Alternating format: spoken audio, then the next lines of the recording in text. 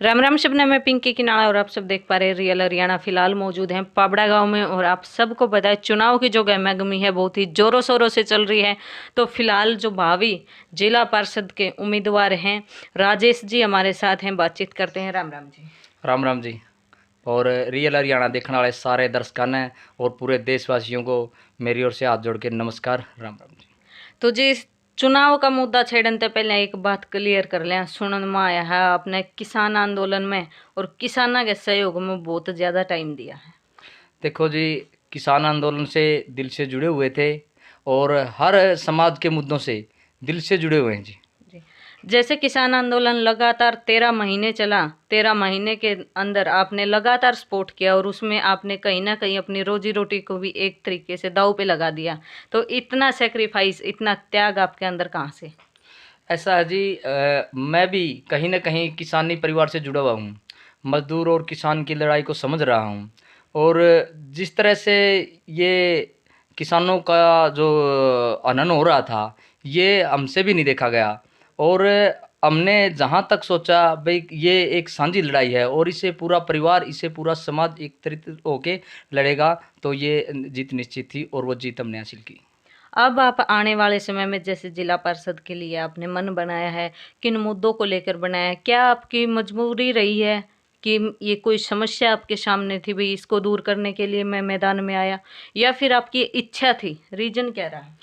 देखिए जी, वैसे तो राजनीति का मेरा कोई ज़्यादा बड़ा अनुभव नहीं रहा है, लेकिन जिस तरह से जगह जगह पे हमारा हनन हो रहा है, कहीं न कहीं किसानों का, कहीं न कहीं मज़दूरों का, कहीं न कहीं कर्मचारियों का, हर जगह से जिस तरह से हनन हो रहा है, तो सबकी जो ये साँझी लड़ाई है, इसमें हम भी थोड़ा सा योगदान देना चाहते थे। और उस लड़ाई में हम सोच रहे थे अगर हमारे पास कोई पावर होगी तो वो लड़ाई थोड़ी सी आसान बनाने की कोशिश कर रहे हैं।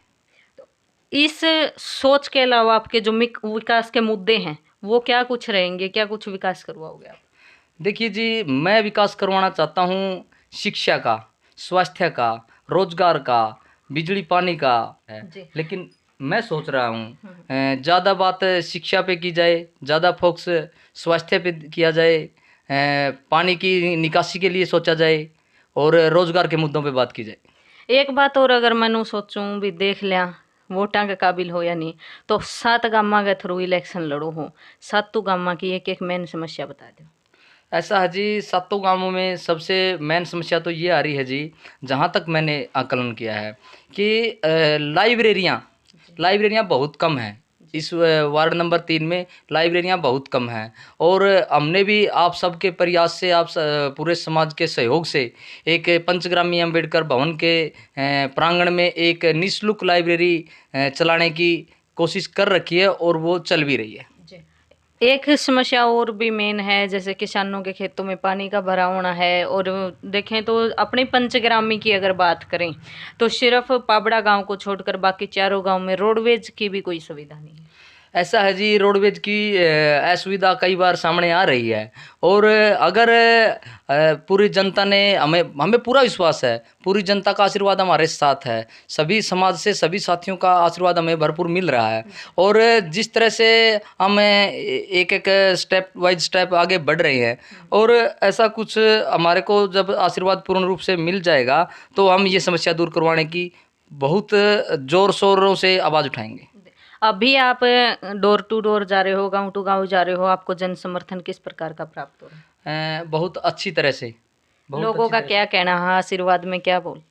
आशीर्वाद में ये कह रहे हैं कि आप हमारे दिल से लगे हुए बच्चे हो और हम पूर्ण रूप से आपका समर्थन कर रहे हैं। देख के लगा जी उम्र भी काफी कम है, इतनी कम उम्र में और इतना तजुर्बा और इतनी समझदारी की बातें कहाँ से? देखो जी, मैं जहाँ भी बैठता हूँ, मैं बड़े बुजुर्गों में बैठता हूँ और जहाँ तक मेरा विचार है, जहाँ तक मैंने देखा है, हमारे आदर्श जो भी बड़ी उम्र के ही रहे हैं और उन्होंने हमें ये यही सिखाया है कि तन मन धन से सेवा करते रहो बस। एक चीज क्वेश्चन बतेरे पॉजिटिव बहुत हो गए जी, एक नेगेटिव क्वेश्चन है किसान आंदोलन तक आप जुड़ रहे हो, किसान ग्रुप ते भी जुड़ रहे हो। पिछले कुछ दिनों में देखने में आओ है किसान यूनियन में जो है फूट लगातार आने लग रही है, लगातार किसान नेता किसाना की धोखा देने लग रहे हैं। वे जो किसान नेता बने हैं किसाना की कदर कर करके उन किसान नेता जो धोखा दे बुनती के हो गया। देखिए जी, जो किसान है ये बहुत ही बूढ़ा डोला किसान है और इसको गुमराह करके जो अपनी राजनीतिक रोटियां सेक रहे हैं वो कहीं न कहीं उन मजदूर और किसानों की आत्मा को ठेस पहुंचा रहे हैं। अगर ऐसा होगा, भविष्य में भी अगर ऐसा होगा तो आगे से ये बड़ा हानिकारक पॉइंट है जी। तो राजेश पाबड़ा के विचार आप सबने सुने। मिलेंगे एक और नई वीडियो में, तब तक के लिए बने रहें।